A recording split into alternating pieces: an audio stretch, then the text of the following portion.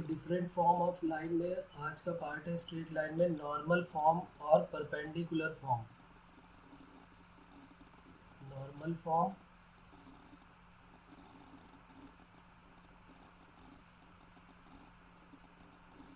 और perpendicular form.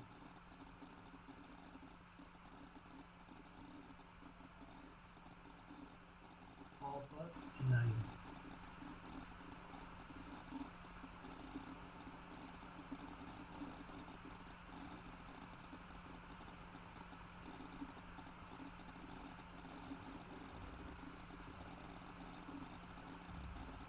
तो देखिए नॉर्मल फॉर्म या परपेंडिकुलर फॉर्म का पहले मैं डायरेक्ट फार्मूला बता देता हूँ। तो लिख लेते हैं इसमें एक दो पॉइंट और उसके बाद फिर इसको हम डिराइव करेंगे। The equation of straight line, the equation of straight line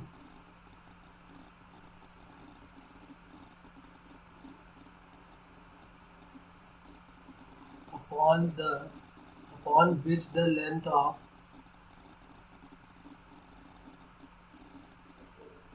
of perpendicular from origin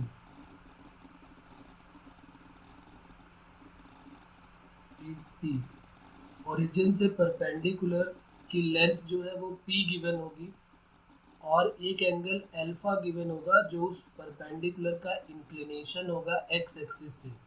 question देख के आइडिया हो जाएगा कि ये नॉर्मल फॉर्म का ही इक्वेशन इसमें लगने वाला है, क्योंकि उसमें एक p परपेंडिकुलर लेंथ गिवन होगी जो कि किसी भी स्ट्रेट लाइन की फॉर्म में p नहीं था। और दूसरा जो एंगल अल्फा है वो कोई नॉर्मल एंगल नहीं है, वो एंगल अल्फा जो है वो परपेंडिकुलर का इंक्लिनेशन है x एक्सिस से। तो लिख लेते हैं and this perpendicular makes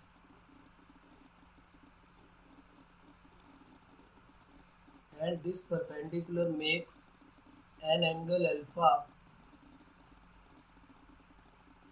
with positive direction of x axis।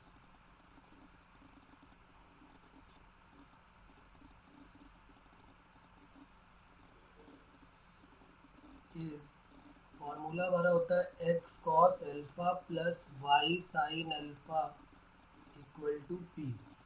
ये हमारा फॉर्मूला हो जाएगा नॉर्मल फॉर्म का। जैसे हम सारी फॉर्म याद रखते हैं तो हम इसको भी लर्न करेंगे। x cos alpha plus y sin alpha equal to p, ये नॉर्मल फॉर्म या फिर परपेंडिकुलर फॉर्म है एक स्ट्रेट लाइन की, जिसमें हमको क्या क्या गिवन होगा। एक एंगल अल्फा गिवन होगा, ये जो एंगल अल्फा है ये इंक्लिनेशन है परपेंडिकुलर का, और दूसरा जो p है वो ओरिजिन से परपेंडिकुलर लेंथ p है। तो इसका फॉर्मूला हो जाएगा x cos alpha plus y sin alpha equal to p। कैसे बनता है, क्या प्रूफ है इसका, वो अभी हम देख लेते हैं।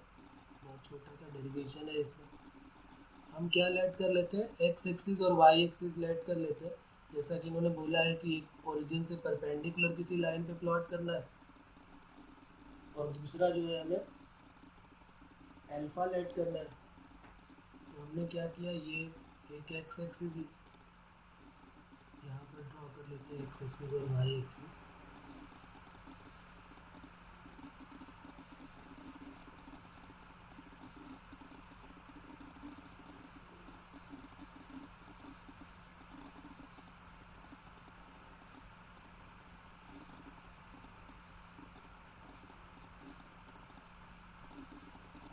ये हमारा हो गया ओरिजिन, और ये एक स्ट्रेट लाइन हो गई। इस स्ट्रेट लाइन में ओरिजिन से परपेंडिकुलर प्लॉट करना है। ये एक स्ट्रेट लाइन हो गई जिसकी इक्वेशन हमें फाइंड आउट करनी है।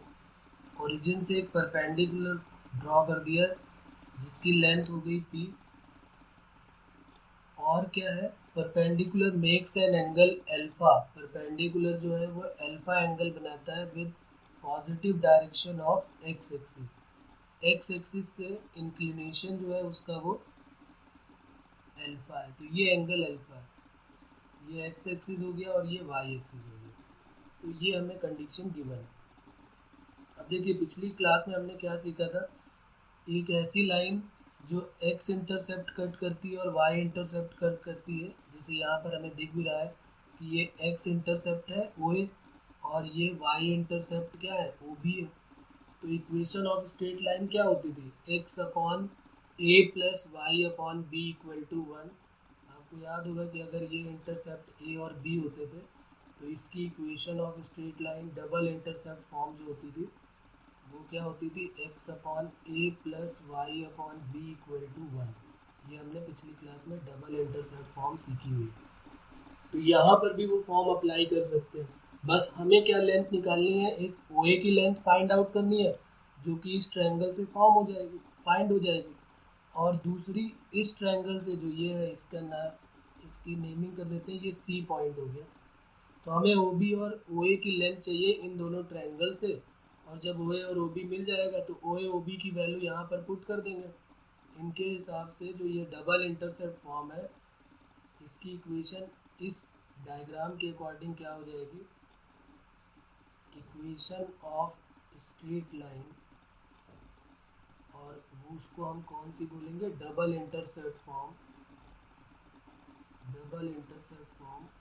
और ये क्या हो जाएगी, एक्स अपॉन ए का मतलब हो गया O A, Y upon B O B equal to 1। तो हमारा मेन मोटो क्या है, हमें ओ ए निकालना है, ओ बी निकालना है और फिर इस इक्वेशन में पुट कर देना। तो ज़रा आप देखिए और बताइए ओ ए की वैल्यू इस ट्रायंगल में क्या हो जाएगी, इन ट्रायंगल ओ ए सी। यहाँ पर अगर हम बात करें हमें ये फाइंड आउट करना है, यानी बेस निकालना है। सॉरी, ये अल्फ़ा है 90, ये है, अच्छा तो ये परपेंडिकुलर हमें निकालना है। और ये जो है अल्फ़ा के सामने, ये 90 के सामने हमको हाइपो निकालना है। अल्फ़ा के सामने ये परपेंडिकुलर हो गया और ये बेस हो गया। तो हम यहाँ पर अप्लाई कर सकते हैं कॉस अल्फ़ा। कॉस अल्फ़ा क्या होता है, बेस, बेस की वैल्यू हो जाएगी ओ सी अपॉन हाइपो क्या हो जाएगा, ओ ए। तो ओ ए की वैल्यू और ओ सी की वैल्यू क्या है, ओ सी की वैल्यू है पी और ये ओ ए की वैल्यू क्या है, ओ ए, जिसकी हमें वैल्यू फाइंड आउट करनी है। तो यहाँ से ओ ए की वैल्यू क्या हो जाएगी, पी अपॉन कॉस अल्फ़ा। ठीक है, यहाँ पे बात क्लियर है। उसके बाद अगर सिमिलरली हम दूसरे ट्रायंगल में ले लेते हैं, इस ट्रायंगल में बात अगर करें ओ बी सी में, तो अच्छा ये बताइए आप कि ये एंगल तो अल्फ़ा हो गया, ये एंगल अल्फ़ा है, ये एंगल 90 है, तो ये कितना हो जाएगा, इस एंगल की वैल्यू हो जाएगी 90 माइनस अल्फ़ा। और अगर इस पूरे ट्रायंगल की आप बात करें तो ये एंगल 90 है, इस ट्रायंगल की बात कर रहा हूँ मैं, ओ ए बी ट्रायंगल की। ओ ए बी ट्रायंगल की अगर आप अब बात करें तो ओ ए बी में ये एंगल 90 है और ये एंगल 90 माइनस अल्फ़ा हो गया, तो ये एंगल कितना हो जाएगा, ये एंगल ऑटोमेटिकली अल्फ़ा हो जाएगा। बात क्लियर हो रही, क्योंकि तीन एंगल के थ्री एंगल का सम, ट्रायंगल के थ्री एंगल का सम क्या होगा, 180। तो ये अल्फ़ा है, ये 90 है, ये 90 माइनस अल्फ़ा है, तो automatically angle O B C को अल्फ़ा होना पड़ेगा। तो अब ओ बी सी में जब हम क्या लगा देंगे, साइन अल्फ़ा, तो O B C in triangle O B C sine alpha equal to क्या हो जाएगा, साइन अल्फ़ा इक्वल टू हो जाएगा perpendicular O C upon hypo O B. तो O C upon O B, ओ सी की वैल्यू क्या है, पी, और ओ बी हमें फाइंड आउट करना है। तो ओ बी की वैल्यू क्या हो जाएगी, पी अपॉन साइन अल्फ़ा। ये जो दोनों वैल्यू ओ ए और ओ बी की आई है, इन दोनों को इक्वेशन 1 में पुट कर देते हैं, बस आंसर आ जाएगा। Put the value of a and b, put the value of O A and O B in equation first. जैसे हमने यहाँ पर वैल्यू पुट किया तो क्या हो जाएगी value, x upon O A, x upon O A और ओ ए की value p upon cos alpha, y upon O B p upon sine alpha और इक्वल टू 1। तो कॉस अल्फ़ा यहाँ मल्टीप्लाई में, साइन अल्फ़ा यहाँ multiply में, x cos alpha upon p. और ये सब एक एक लाइन दिखाना पड़ रहा है, नहीं तो एक लाइन में सीधे सीधे आंसर था इसका। और ये हो जाएगा y sine alpha upon p equal to 1। P को क्रॉस मल्टीप्लाई कर देते हैं, x cos alpha plus y sine alpha equal to p, ये हो जाएगा। पी हमेशा परपेंडिकुलर लेंथ होगी जो कि हमेशा पॉजिटिव ही रहेगी। इस बात का ध्यान रखना है हमको कि पी जो है वो पॉजिटिव ही रहने वाला है। एल्फा कोई भी एंगल नहीं लेट करना है, एल्फा जो है वो इंक्लिनेशन ऑफ परपेंडिकुलर है from x axis, positive direction of x axis से इंक्लिनेशन एल्फा है। इस बात का ध्यान रखेंगे, किसी भी एंगल को अल्फा लेट नहीं करेंगे। तो इसके डेरिवेशन में किसी को कोई डाउट है यहाँ तक बताइए, कुछ पूछना है तो।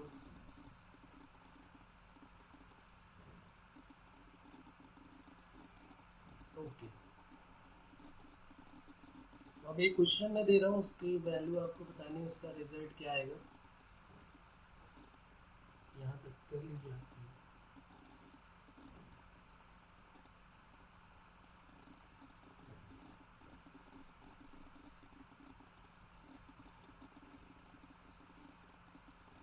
Find the equation of a straight line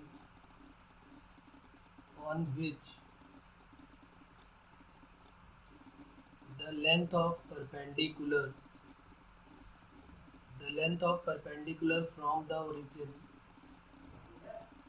length of perpendicular from origin is 4 units, इसकी वैल्यू 4 यूनिट्स है, and the line makes an angle, ये वैल्यू जो है वो 4 यूनिट्स गिवन है,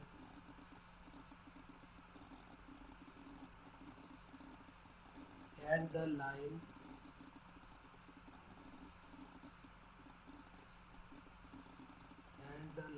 makes an angle of 120 degree with the positive direction of x-axis, positive direction of x-axis.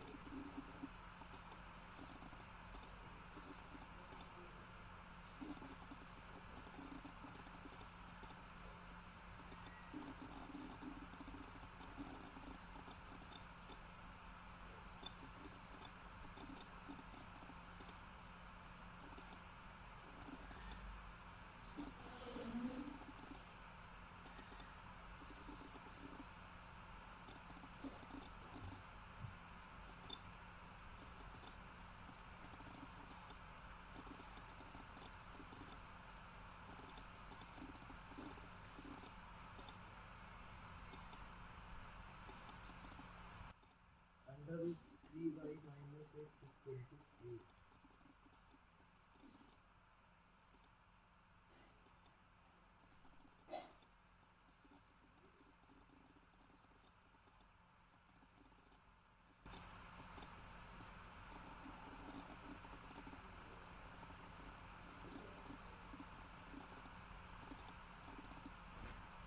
चलिए तो बात करते हैं, और किसी का आंसर आया इसका।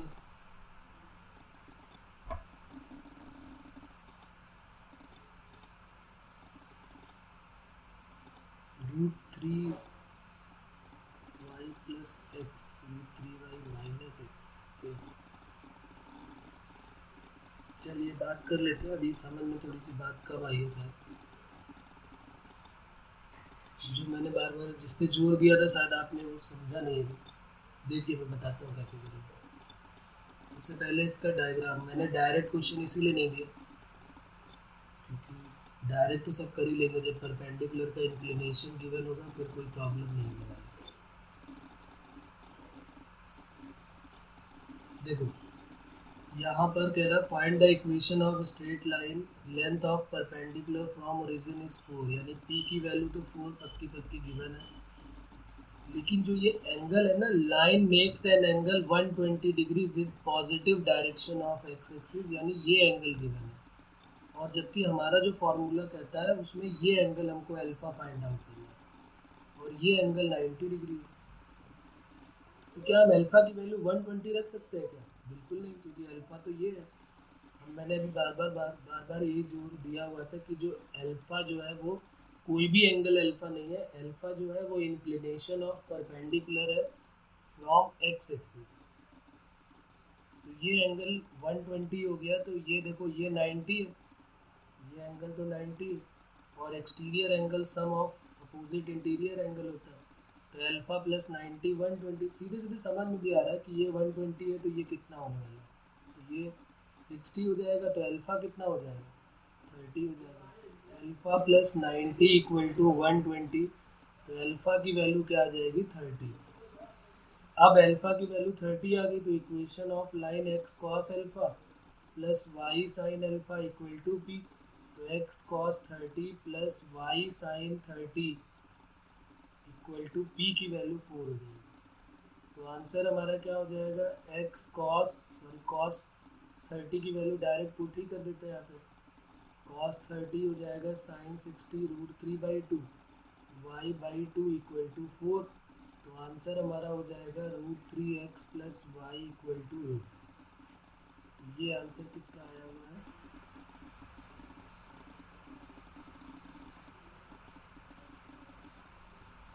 तो अब बात समझ में आई ना? मैंने जानबूझ के वो एंगल आपको नहीं दिया है, आपको यही ध्यान रखना है। वैसे क्वेश्चन जो आएगा एनसीईआरटी लेवल का बहुत इजी, उसमें क्या है, अल्फा गिवन ही होगा परपेंडिकुलर का इंक्लिनेशन, तो उसमें कोई प्रॉब्लम नहीं है।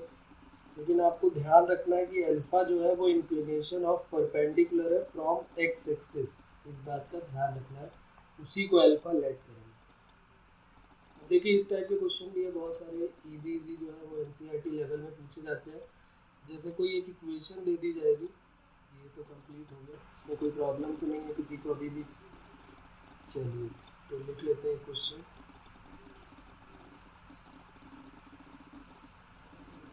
If equation of line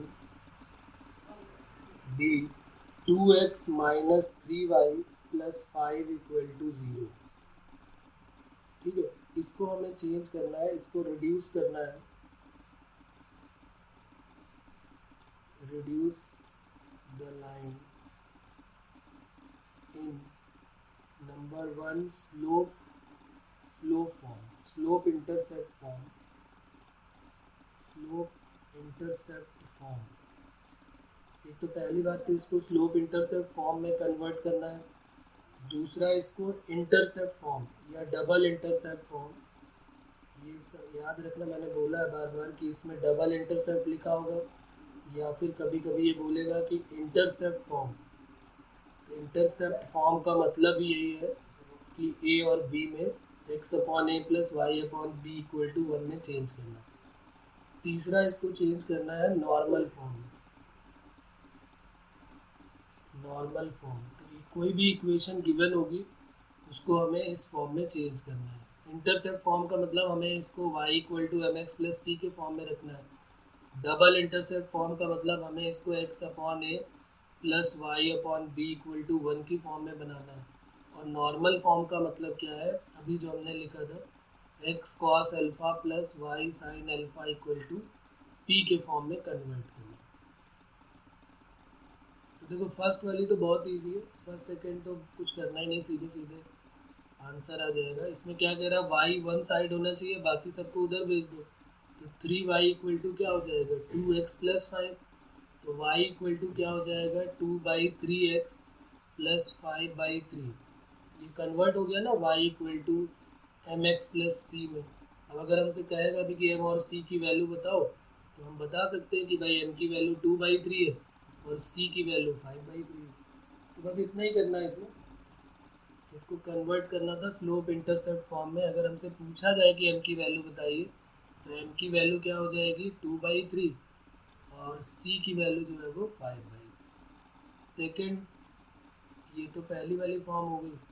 double intercept form में सब कुछ इधर रहता है, इक्वल में 1 होता है, x और y जो है वो इधर रहेंगे, इक्वल में 1 आना चाहिए, जबकि यहाँ पर इक्वल में क्या है -5। तो हम क्या करेंगे, इसको -5 से डिवाइड कर देंगे। यहाँ लिख लेंगे डिवाइडेड बाई -5। तो जैसे ही आपने इसको -5 से डिवाइड किया तो 2x upon -5 minus 3y upon -5 equal to -5 upon -5। तो ये वैल्यू क्या हो जाएगी, x अकेला होना चाहिए क्योंकि इंटरसेप्ट फॉर्म में x के साथ कुछ मल्टीप्लाई में नहीं होना चाहिए, तो इसको अपॉन के अपॉन में भेज देते हैं। और ये माइनस को प्लस कर देगा, प्लस y अपॉन 3 ऊपर मल्टीप्लाई में नहीं होना चाहिए तो उसको अपॉन में भेज दिया और इक्वल टू क्या आ गया 1। तो ये देखो, ये जो इक्वेशन बन रही है इसका जो फॉर्म है ये कुछ इस टाइप का फॉर्म है कि नहीं, x upon a plus y upon b equal to 1। अब अगर वो हमसे कहते कि भाई x इंटरसेप्ट भी बताओ और y इंटरसेप्ट भी बताओ, तो x इंटरसेप्ट क्या हो जाता है, x intercept a equal to क्या हो जाएगा, a इक्वल टू हो जाएगा -5/2 और b y इंटरसेप्ट क्या हो जाएगा 5/3। तो ये सेकेंड पार्ट हो गया। थर्ड में उसने क्या पूछा है, ये थोड़ी सी इम्पोर्टेंट है, इसका ध्यान रखेंगे, नॉर्मल फॉर्म। अब नॉर्मल फॉर्म का मेथड क्या होता है, मैं यहाँ पर एक बार आपको बता देता हूँ। 2x माइनस 3y, देखिए जो इक्वेशन है उसकी फॉर्म जो है वो किस फॉर्म में होना चाहिए, यहाँ लिख भी देता हूँ, x cos alpha plus y sin alpha equal to p का फॉर्म होना चाहिए। तो हम बिल्कुल इसको इसी तरीके से नहीं छोड़ देंगे कि x और y इधर रख दें, -5 को इधर छोड़ दें, ऐसा काम नहीं करेंगे। इसका पूरा एक प्रोसेस होता है, वो समझ लेते हैं क्या क्या करना पड़ेगा। और ये 2D में भी इम्पॉर्टेंट है। 2D का मतलब जो अभी हम कर रहे हैं कोऑर्डिनेट ज्योमेट्री, फिर अभी हम 3D करेंगे, तो 3 डायमेंशन में भी ये इम्पॉर्टेंट है। सेम आता है, बस एक्स वाई के साथ जेड एक्सिस और इंक्लूडेड हो जाएगा, उसमें भी इसका नाम नॉर्मल फॉर्म ही होगा। तो 2x minus 3y equal to -5। तो यहाँ पर जब हमने p के बारे में बात की थी तो यहाँ पर ये देखिए लिखा हुआ है कि p की वैल्यू जो है वो हमेशा क्या होनी चाहिए, पॉजिटिव होनी चाहिए। लिखा हुआ है ना, p जो है वो पॉजिटिव होना चाहिए। तो p को पहली बात तो पॉजिटिव करना है। तो अगर जब भी कभी कोई नेगेटिव नंबर भी आएगा तो हम उसको माइनस से मल्टीप्लाई करके पॉजिटिव करेंगे। ठीक है, हमारी मेन ड्यूटी ये होगी कि जो कांस्टेंट है वो हमेशा पॉजिटिव होना चाहिए, p की वैल्यू हमेशा पॉजिटिव होनी चाहिए। तो हमने माइनस से मल्टीप्लाई कर दिया। फिर इसमें जो a b है इसको अगर हम कंपेयर करेंगे ax plus b y plus c से, तो हमें सिर्फ a से मतलब है। a की वैल्यू कितनी आई थी 2 और b की वैल्यू कितनी आई थी -3 आई थी, तो -3। तो अब हम क्या करते हैं, यहाँ तक करने के बाद जो ये इक्वेशन आई है इसको डिवाइड कर देते हैं, divided by √a² plus b²। अब ए बी ये कंसीडर करो या ए बी ये कंसीडर करो, कोई प्रॉब्लम वाली बात नहीं, क्योंकि दोनों को स्क्वायर ही करना है। तो 2 का स्क्वायर और ये 3 का स्क्वायर, तो ये हो गया √13। अब क्या करेंगे, इसको √13 से पूरी इक्वेशन को डिवाइड कर देंगे। तो 2x अपॉन √13 माइनस के साथ plus 3y upon √13 equal to 5 upon √13। अब यहाँ पर इसके बाद हमें क्या करना है, x के साथ जो है वो है cos अल्फा, y के साथ जो है वो sin अल्फा। तो x के साथ ऐसे लिख लेंगे 2 अपॉन √13, y के साथ क्या लिख लेंगे 3 अपॉन √13 इक्वल टू 5 अपॉन √13। जब इस टाइप की इक्वेशन हो जाएगी तो इसको कंपेयर कर देंगे x cos alpha plus y sin alpha equal to p से। तो ये हमारा आंसर हो जाएगा। जब इस टाइप से यहाँ तक करेंगे तब हमारा आंसर आएगा। यहाँ पर cos अल्फा की वैल्यू क्या हो जाएगी -2 अपॉन √13 और sin अल्फा की वैल्यू क्या हो जाएगी 3 अपॉन √13 और p की वैल्यू क्या हो जाएगी 5 अपॉन √13। ठीक है, तो यहाँ तक जब हम करेंगे तब हमारा नॉर्मल फॉर्म में कन्वर्ट होगा। फिर से एक बार देख लेते हैं, जो भी इक्वेशन हमारे पास गिवन होगी पहले हम x और y को वन साइड करेंगे, कांस्टेंट को उधर लेके जाएंगे। अगर कांस्टेंट नेगेटिव है तो पहले -1 से मल्टीप्लाई या डिवाइड करके उसको पॉजिटिव करना है और फिर डिवाइड कर देना है √a² प्लस b² से। जब अंडर रूट ए स्क्वायर प्लस बी स्क्वायर से आप इसको डिवाइड कर देंगे तो ए की वैल्यू 2 और बी -3 होने से ये वैल्यू आ जाएगी √13। √13 से जैसे ही आप इसको डिवाइड करेंगे तो -2x/√13 plus 3y/√13 equal to 5/√13। अब इसके बाद क्या करेंगे, x को अलग कर लिया, -2/√13 प्लस y इंटू 3/√13 और इक्वल टू 5/√13। और उसके बाद इसको x cos alpha plus y sin alpha equal to p से कंपेयर कर लेंगे तो हमारी लाइन की इक्वेशन आ जाएगी नॉर्मल फॉर्म में, जिसमें cos अल्फा sin अल्फा जो है वो वैल्यू भी पता चल जाएगी। बताइए इसमें यहाँ पे कोई प्रॉब्लम है तो?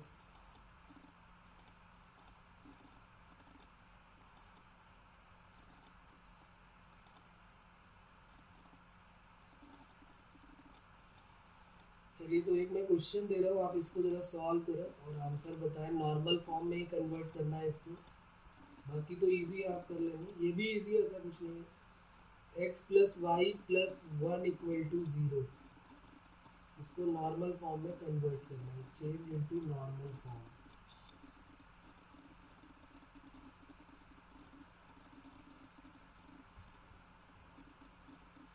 x plus y plus 1 equal to 0, change into normal form.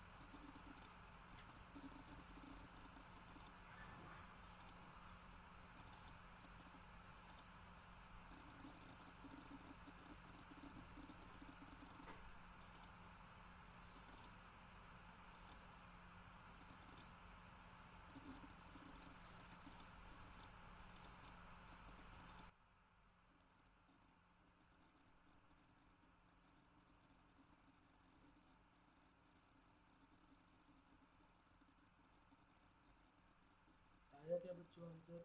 Okay, x cos 25 225 plus y sin 220 equal to 1/√2, बिल्कुल सही है।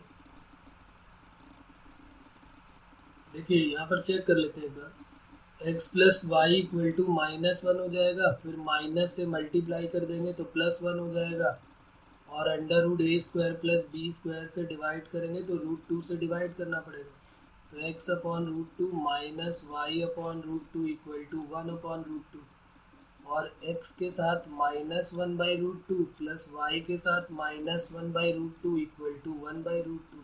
तो साफ साफ दिख रहा है कि x cos alpha plus y sin alpha equal to p से कंपेयर करोगे, cos अल्फा भी माइनस का 1/√2 हो और sin अल्फा भी माइनस का 1/√2, दोनों किस क्वाड्रेंट में नेगेटिव होंगे? थर्ड क्वाड्रेंट में। तो थर्ड क्वाड्रेंट में जो ये एंगल होगा ये कितना आने वाला है? तो हमें पता है कि cos में अगर नेगेटिव हटा दो तो 1/√2 45 डिग्री की वैल्यू होती है, π/4 की।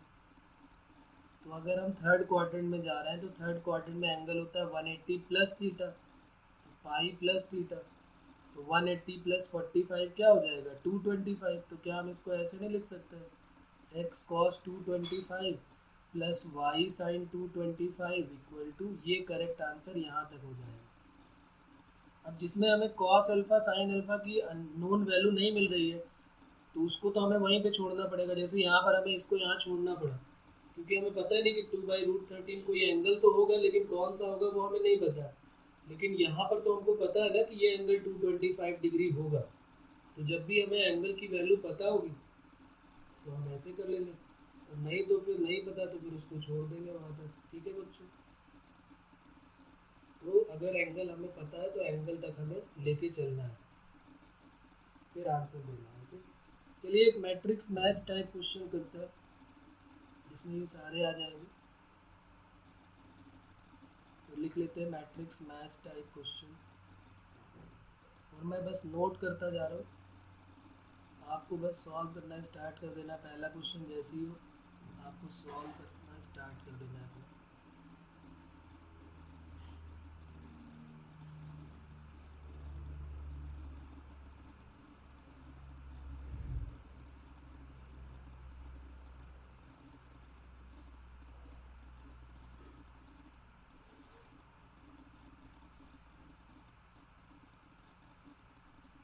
यहाँ पर कॉलम 1 है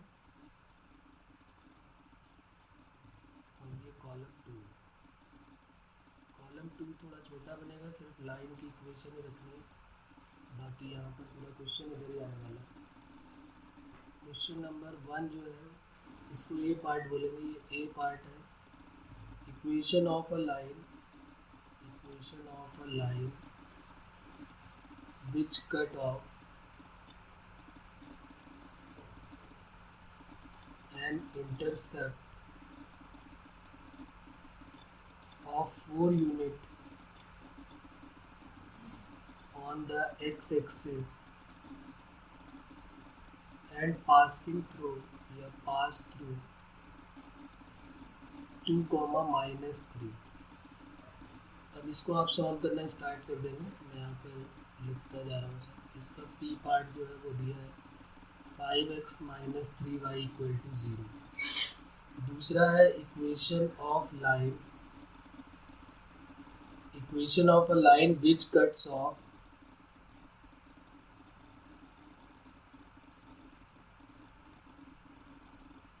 equal non zero intercept on equal non-zero intercept on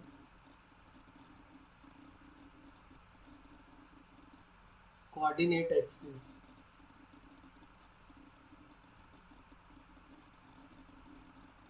and passing through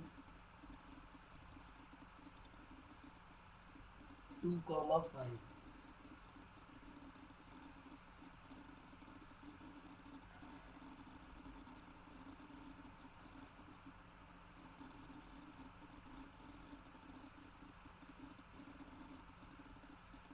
Q की वैल्यू है x + y = 1। Equation of a line passing through 0, 0, 3, 5।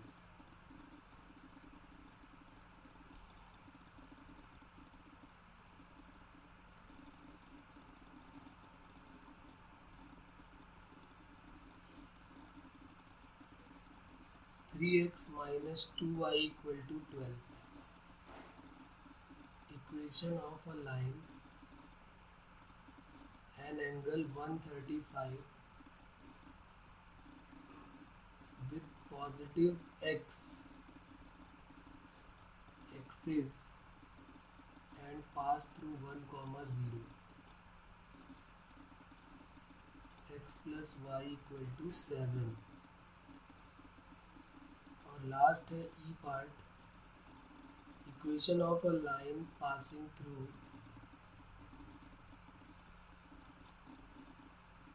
1, 0 and equally inclined with coordinate axis।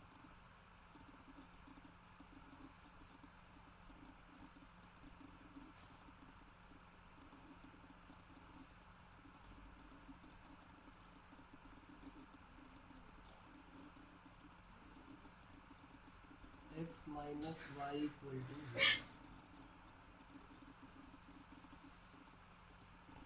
और ये भी हो सकता है कि किसी किसी ऑप्शन के दो आंसर हो, ऐसा भी ध्यान रखिएगा। मे भी 2 ऑप्शन भी किसी के हो सकते हैं।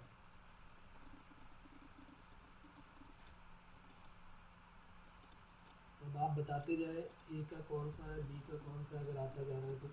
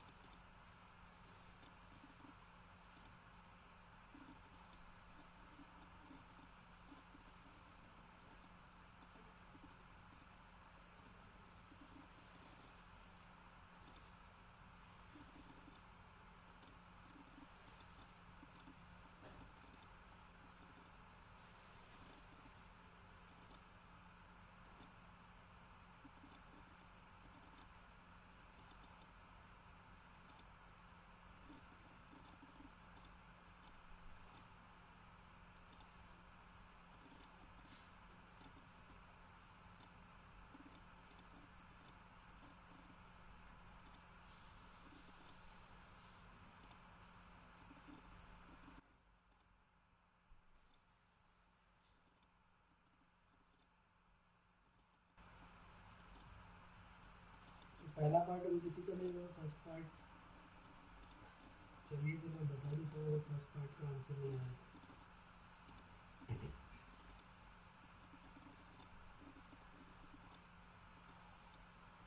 ए का आर डाला है तो बिल्कुल सही जवाब है आपका, गुड। और किसी का नहीं आया ए पार्ट? देखिए बहुत इजी सा क्वेश्चन है, देख लेते हैं। Equation of a line which cuts of intercept 4 unit on x axis. कह रहा है एक ऐसी लाइन की इक्वेशन चाहिए जो एक्स एक्सिस पे 4 यूनिट का इंटरसेप्ट कट करती है। तो डायग्राम से आप समझ सकते हैं कि 4 यूनिट का इंटरसेप्ट कट करती है एक्स एक्सिस पे, और दूसरा पॉइंट दिया है 2, -3। तो 1 2 3 4 ये सब लिखने की ज़रूरत नहीं है, मैं एक मैथ समझाने के लिए आपको बता रहा हूँ। x में 2 और y में -3, तो x में 2 हो गया ये और y में -3 यहाँ हो गया। तो ये लाइन कुछ ऐसे जाने वाली है, ये 2, -3 हो गया पॉइंट, और 4, 0 इसके कोऑर्डिनेट नहीं हो जाएंगे। तो एक ऐसी लाइन की इक्वेशन चाहिए जो दो पॉइंट से पास करती है, 4 0 और 2, -3। तो ये हो गया x1 y1 और ये हो गया x2 y2। फॉर्मूला हमारे पास है y minus y1 equal to y2 minus y1 x2 minus x1 into x minus x1। तो y इक्वल टू 3/-3 अपॉन -2 होगा, तो 3/2 x माइनस 4। तो 2y equal to 3x minus 12, तो 3x minus 2y equal to 12, ये answer हो जाएगा। तो ये हो गया ए का हमारा आर में दिया हुआ है ना ये 3x minus 2y equal to 12। चलिए सेकंड देखते हैं, फिर इसमें कोई प्रॉब्लम तो है अभी भी बताइए। सब में फार्मूला लगाने की कोशिश ना करें, पहले देखें तो कि कौन सी फॉर्म बन रही है। अब x इंटरसेप्ट होता, अगर y भी होता तो हम फार्मूला लगा देते, लेकिन यहाँ सिर्फ x इंटरसेप्ट दिया और एक पॉइंट दिया, तो ये पक्की बात होगी कि x इंटरसेप्ट है तो x एक्सिस को कट कर रहा है, y की वैल्यू 0 होगी। ओके चलिए दूसरे में चलते हैं। दूसरा आया किसी का अभी तक नहीं? बहुत इजी है ये। Equation of a line which cuts of equal non zero intercept, मतलब दो इंटरसेप्ट हो गए ना, इक्वल इंटरसेप्ट कट करता है और पास करता है 2,5 से। तो इक्वल इंटरसेप्ट, तो जैसे इंटरसेप्ट ए और बी होते थे, अब उसने कहा है कि इक्वल इंटरसेप्ट है, तो एक ऐसी लाइन की इक्वेशन चाहिए जो इक्वल इंटरसेप्ट कट करती है। अभी तक ए और बी कट करती थी, अब ये भी ए है और ये भी बी की वैल्यू भी ए की इक्वल है। और कहाँ से पास करती है? उसने बोला है ये पास करती है 2,5 से। तो x में 2, y में कहीं 5, यहाँ कहीं पर जहाँ भी होगा वो 2,5 से पास करती है। तो equation of line x upon a plus y upon b होती थी, लेकिन अब ये 1 हो जाएगी। तो equation x plus y equal to a बन गई। Equation of a line double intercept जो होता था ए और बी, वो ये बन गया। अब ये कहाँ से पास करती है? तो 2,5 से, तो इट पासेस थ्रू 2,5। तो x की वैल्यू 2 और y की वैल्यू 5 यहाँ रख दिया, तो 2 + 5 हो गया a, और तो a की वैल्यू क्या आ गई? 7। a की वैल्यू 7 अपने यहाँ पर रख दिया, आंसर आ गया। Put the value of a in equation 1। इस इक्वेशन 1 में हमने वैल्यू रख दिया, तो x plus y equal to 7, ये हमारा फाइनल आंसर आ गया। बताइए इसमें भी किसी को अभी कोई प्रॉब्लम है? चलिए आंसर आ रहा है धड़ाधड़। बी की वैल्यू क्या हो गई? x plus y equal to 7, यानी बी का s हो गया, सही है। सी का p आ रहा है। ओके चेक कर लेते हैं सी को भी, तब तक आप डी करें। अच्छा सी तो बहुत ईजी है, सीधे सीधे सभी लोग कर लेंगे। ये x1 y1 हो जाएगा और ये x2 y2 हो जाएगा, बात खत्म। 0 0 और 3 5 में हमको सीधे पता चल जाएगा। तो ये सी का भी बिल्कुल सही है, सी का पी हो गया। चलिए सी भी लिख देते हैं, इसको मैं नहीं कर रहा हूँ। सी का पी, ये मेरा भरोसा है आपके ऊपर, सारे लोग कर लेंगे। चलिए डी में आ जाते हैं। डी का क्या होगा? Equation of a line and angle 135 degree with positive direction of x axis and passes through 1,0। एक ऐसी लाइन की इक्वेशन बनानी है जो एंगल 135 बनाती है और 1,0 से पास करती है। तो जो एंगल दिया हुआ है 135, ये थीटा का काम करेगा, हमने पढ़ा है ना। इस टाइप से एक लाइन की इक्वेशन है जो एक 135 का एंगल बनाती है और किससे पास करती है, 1,0 से। ओके, तो ये बहुत बड़ा पॉइंट हो गया। खैर हम लिख लेते हैं इसको, ये 1,0 हो गया। एम निकाल सकते हैं, थीटा की वैल्यू 135 है, m equal to tan theta हो जाएगा। 10 135 माइनस 1/√2 हो जाएगा, क्या कि 1/1 हो जाएगा। ये 10 135 1090 प्लस 45 और 1090 प्लस 45 क्या हो जाएगा, माइनस कॉट 45। तो ये -1 हो जाएगी, ठीक है। एम पता चल गया, एक पॉइंट पता चल गया 1,0 x1 y1 आ गया, स्लोप पता है और पॉइंट पता है। फॉर्मूला हमारे सामने, slope point form y minus y1 equal to m x minus x1 से आंसर आ जाएगा। Hello sir. हाँ जी बताइए सर, इसको नॉर्मल फॉर्म से कर सकते हैं? परपेंडिकुलर लेंथ है हमारे पास, ओरिजिन से परपेंडिकुलर है हमारे पास, तो फाइंड नहीं हो सकती वो? नहीं। अभी हम क्या करेंगे, वैसे तो देखो, अगर हमें इस लाइन की इक्वेशन, जैसा कि हमें इस लाइन की इक्वेशन चाहिए, जब तक इक्वेशन नहीं पता होगी तब तक ओरिजिन से परपेंडिकुलर फाइंड आउट नहीं कर सकते। अभी हम आगे पढ़ेंगे कि ओरिजिन से परपेंडिकुलर लेंथ कैसे निकालते हैं, लेकिन अभी हमारे पास क्या है कि ओरिजिन से परपेंडिकुलर लेंथ तभी निकल सकती है जब हमें उस लाइन की इक्वेशन गिवन होगी। हमारा क्वेश्चन तो लाइन की इक्वेशन निकालने के लिए, तो बगैर लाइन की इक्वेशन निकले हुए हम परपेंडिकुलर लेंथ फाइंड आउट नहीं कर सकते। तो आपके दिमाग में कुछ आ रहा है तो बताइए आप।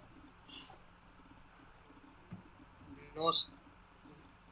तो फिर बस यही हमारे पास प्रोसेस होगा अभी। चलिए, तो इसका आंसर क्या आ गया, डी का, x plus y equal to 1।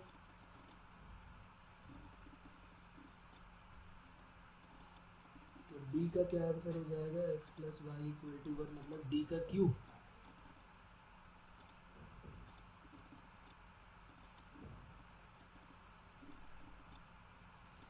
y minus y1 equal to m x minus x1।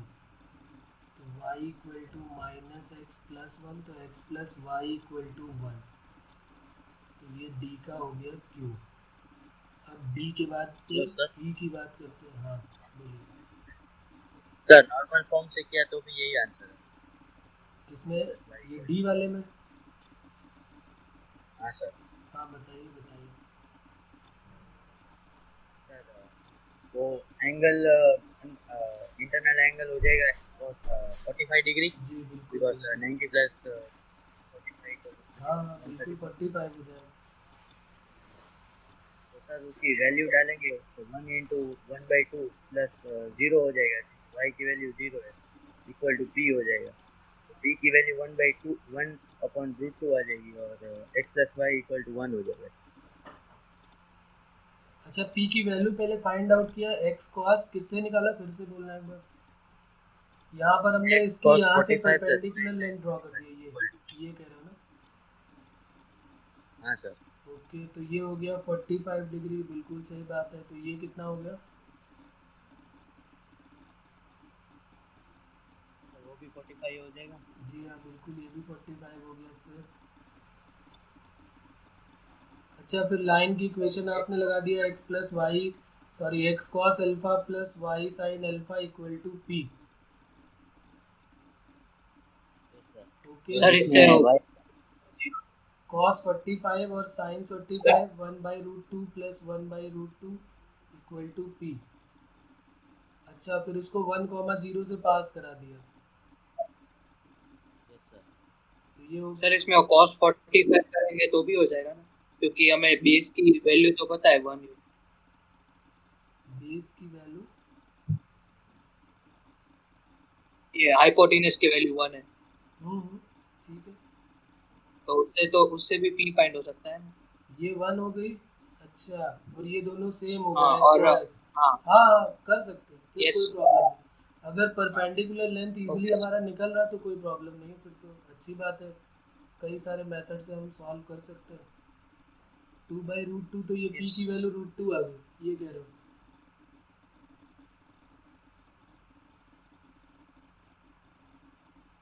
Sir यहाँ पर मिस्टेक कर दी। नहीं सर, वो y की वैल्यू 0 हो जाएगी ना सर, y की वैल्यू 0 है। अच्छा, 1,0 से पास किया तो एक्स की वैल्यू, अल्फा की वैल्यू तो 45 हो गई, लेकिन वाई की वैल्यू यहाँ पर हमने 0 रख दिया, तो पी की वैल्यू 1/√2 आ गई। ओके, और फिर इसी पी की वैल्यू को यहाँ पर पुट कर दिया, तो x upon 1/√2 plus y upon 1/√2 equal to 1/√2, √2 cut हो गया। ठीक है, ये भी चलेगा, बिल्कुल सही है। यस सर ऐसे हाँ, और ये भी इसमें कर सकते हैं क्योंकि एंगल हमारा 45 दोनों में आ गया, तो फिर ये भी लेंथ आ जाएगी और ये भी लेंथ आ जाएगी, वो भी काम हम कर सकते हैं। बढ़िया है, वो भी सही है। ठीक है, चलिए, तो हो गए कई सारे मेथड इससे। ई वाले पार्ट को किया किसी ने क्या? Equation of a line passing through 1,0 and equally inclined with coordinate axis, इसका क्या मतलब हुआ? Equally inclined with coordinate axis, sir intercept equal है ये मतलब। दोनों का एंगल सेम हो गया 45 ये ना।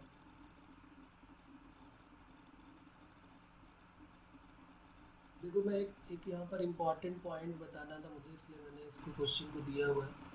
आप यहाँ पर लिख लें कि इम्पॉर्टेंट पॉइंट करके, इनको ध्यान रखें। कुछ पॉइंट्स है इसमें, फिर अभी क्वेश्चन आपको अपने मन से ही करना है उसको। पहला पॉइंट हमारा ये है कि अगर उसने बोला है कि line having equal intercept, line having equal intercept, line having equal intercept, तो इसका मतलब उसने हमको बता दिया है कि एम की वैल्यू क्या होगी। देखो कैसे, इक्वल इंटरसेप्ट का मतलब है ये लेंथ और ये लेंथ इक्वल है, या एक ये भी तो हो सकता है, लाइन ऐसे बन सकती है।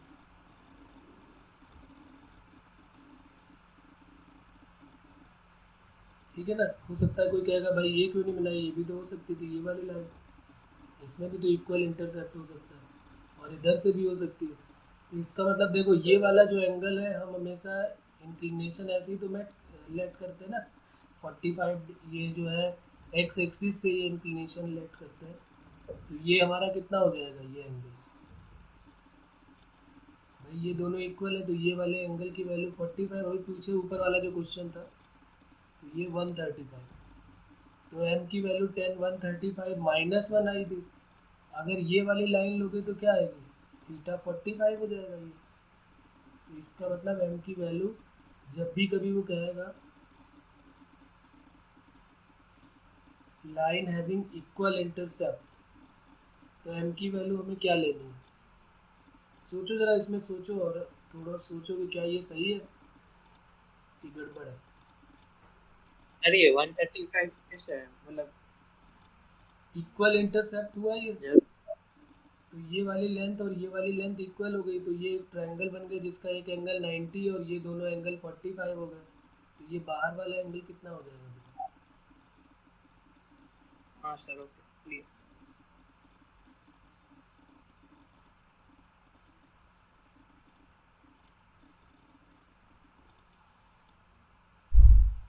अब देखो यहाँ पर क्या गड़बड़ है, तुम लोग कुछ बोल नहीं रहे हो, मैं बता देता हूँ। यहाँ पर हमने क्या लिखा हुआ है, अभी इसका दूसरा केस भी हम बना लेंगे। देखो यहाँ पर लिखा है line having equal intercept. Equal intercept का मतलब समझ रहे हो क्या? ये अगर ए है, अगर इसको हम बोल दें कि भाई ये ए है, तो ये ए है, हाँ यस तो सर ये भी ए होना चाहिए। लेकिन अगर हम यहाँ पर लेफ्ट बात साइड में नहीं करेंगे तो होगा। ये वाला जो ए है तो ये -a हो जाएगा, तो फिर इक्वल इंटरसेप्ट कैसे रहा?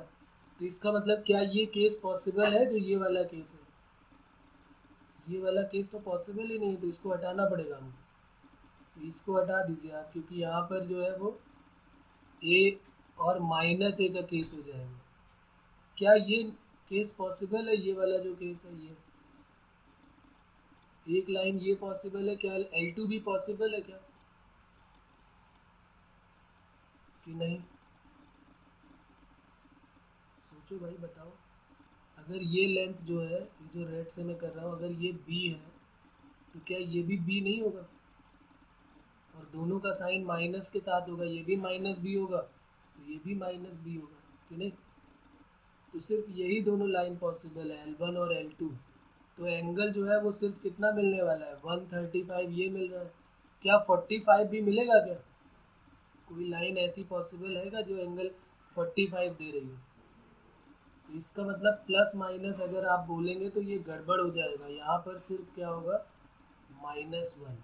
लाइन हैविंग इक्वल इंटरसेप्ट का मतलब है अगर a और a है तो दोनों सेम है, और अगर -a है तो -a ही होना चाहिए। तो लाइन हैविंग इक्वल इंटरसेप्ट का मतलब स्लोप की वैल्यू सिर्फ -1 ही होगी। अब अगर उसने कह दिया, दूसरा केस ले लेते हैं, line having intercept equal in magnitude but opposite in sign. तो फिर क्या आंसर हो जाएगा एम का? अगर equal in magnitude and opposite in sign हुआ तो क्या हो जाएगा आंसर? m इक्वल टू, सोच के बताओ। तो फिर जो है लाइन जो बनने वाली है वो इस टाइप से बनेगी। एक लाइन ऐसे बनेगी, ये पॉजिटिव हुआ तो ये नेगेटिव हो गया, या तो ये लाइन बनेगी तो ये L1 और ये L2 बनेगा। तो इनका एंगल कितना हो जाएगा? इनका एंगल देखो, ये 45 डिग्री होगा और ये भी 45 डिग्री होगा। तो एक्स एक्सिस से जो एंगल है वो कितना आने वाला है? 45 डिग्री ही आएगा। तो ये 45 डिग्री हो गया। तो यहाँ से m की वैल्यू -1 थी, यहाँ पर m की वैल्यू क्या हो जाएगी? +1 हो जाएगी, क्योंकि हमेशा जो एंगल है वो 45 डिग्री ही आएगा, और वो एक्स एक्सिस से ही हमेशा हम इंक्लिनेशन लेते हैं। तो ये दूसरा पॉइंट हो गया। थर्ड पॉइंट की बात करते हैं। Line equally inclined with coordinate axis.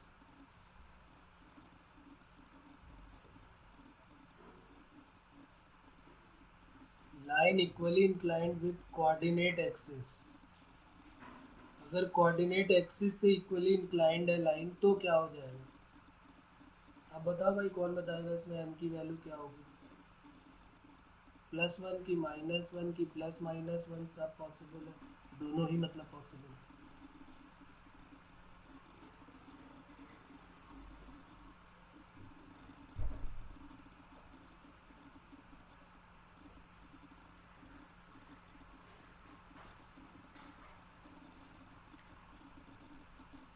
Equally inclined है ये, तो फिर हमारे पास क्या हो जाएगा? ये हमारी लाइन हो गई है।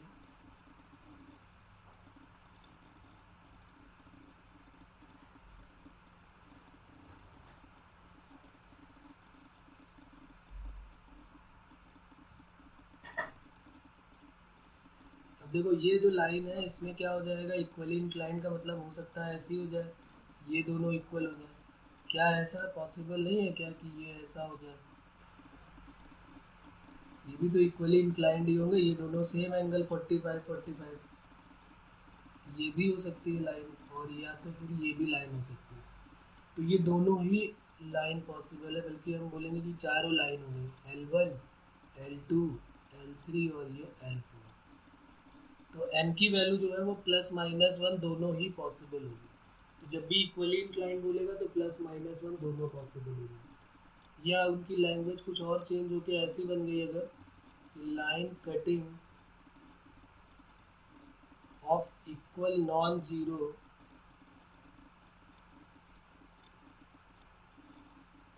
Distance from origin.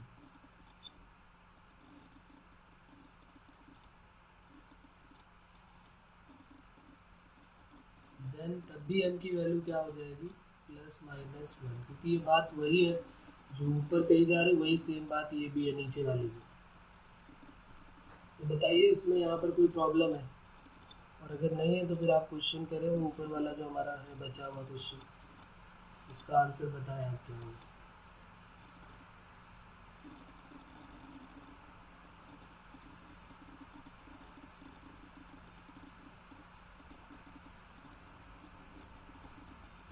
उसमें कुछ ऐसा ही कह रहा था।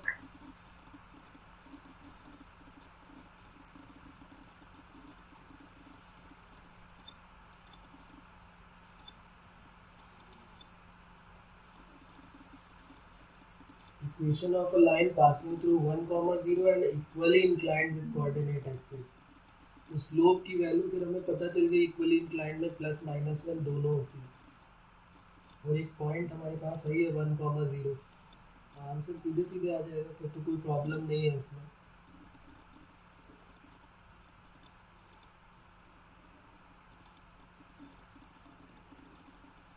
तो ये एक हमारा इम्पोर्टेंट पॉइंट हो जाएगा इसको में।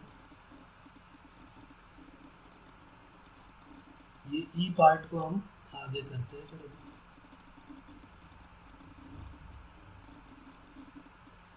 आया क्या आंसर किसी का? ई पार्ट का आंसर क्या होगा? इक्वली इंक्लाइंड है तो एम की वैल्यू प्लस माइनस वन हो गई, और पॉइंट जो है हमारा वो 1, 0 हो गया। तो ये x1 y1 हो गया। y minus y one equal to plus minus one x minus one. तो y equal to plus minus, plus जब ले लोगे आप तो प्लस वन, सीधे सीधे आंसर ही देख लेते हैं। जब प्लस वन लेंगे तो क्या बन जाएगी value? y equal to x minus one, और जब माइनस वन लेंगे तो y equal to minus x plus one. तो x plus y equal to one, एक आंसर ये हो जाएगा, और एक x minus y equal to one. E के शायद दो पार्ट में आंसर आ जाएगा, क्यू एंड टी। तो बिल्कुल सही है, क्यू और टी देखिए, x plus y equal to one और x minus y equal to one.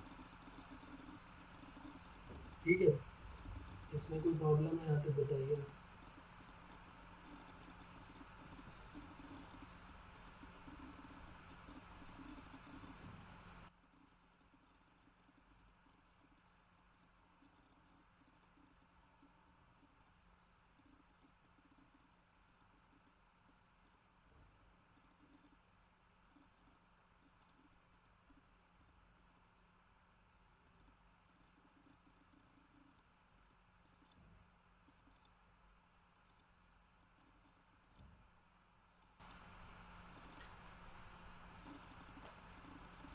चलिए, तो एक होमवर्क में देता हूँ, इसको आप अप्लाई करेंगे।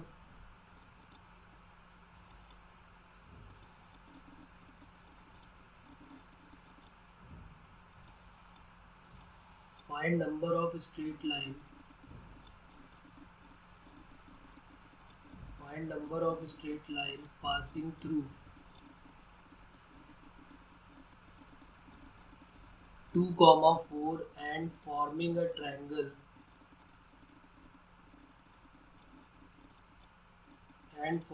triangle of 16 square unit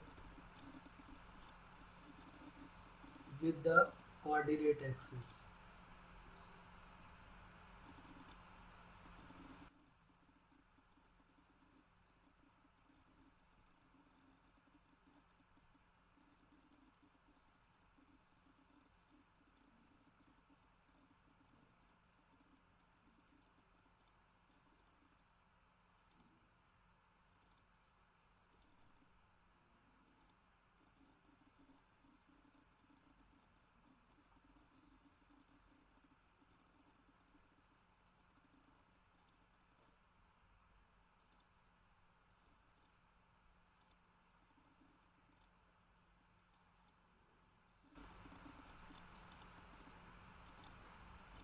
एक क्वेश्चन और लिख लेते हैं, ये थोड़ा सा अलग है, आप इसमें दिमाग लगाइएगा फिर बताएंगे आंसर इसका। A circle is inscribed in an equilateral triangle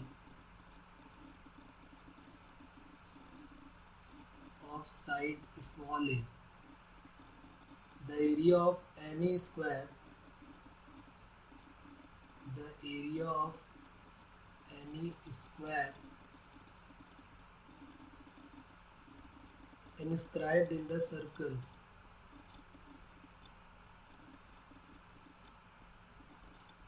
the area of any square inscribed in a circle is what? ये बताना है क्या होगा। a square by 2, a square by 4, a square by 6 और d है none। इसका answer मैं बता देता हूँ, इसका आंसर सी है।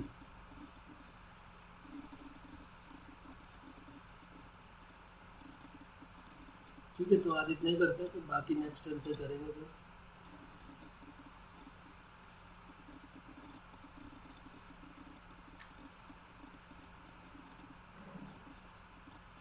फर्स्ट वाले का आंसर है क्या?